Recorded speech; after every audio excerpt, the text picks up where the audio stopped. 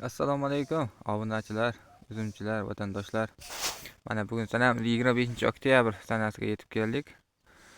Mendan ko'pchilik so'rashyapti, sizdan olgan uzum nodalarini bahorgacha qanaqa qilib saqlasam bo'ladi deb. Men hozir shu haqda sizlarga ko'rsatib o'taman. Mana yerni qazib oldik.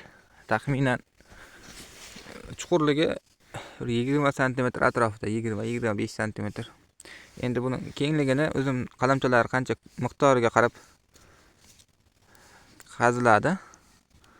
Nomlarini yozib qo'yganmiz. Uzum qalamchalari.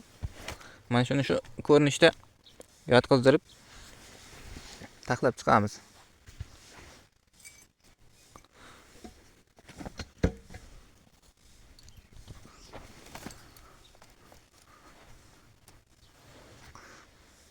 Nam joy bo'lishi kerak.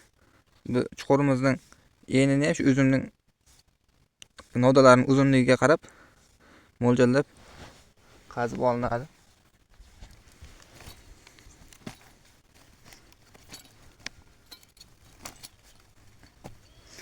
Bunday taxlangan holatda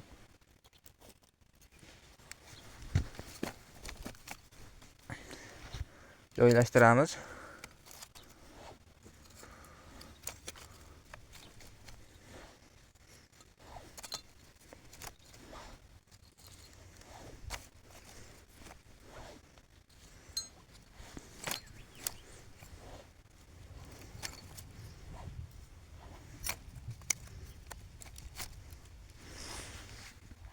Nodalar joylashtirib bo'ldik. Endi ustidan 20 sm tuproq tortib qo'yamiz. Shundan bahorgacha turaveradi. Faqat tuproqning namligiga e'tibor qilish kerak.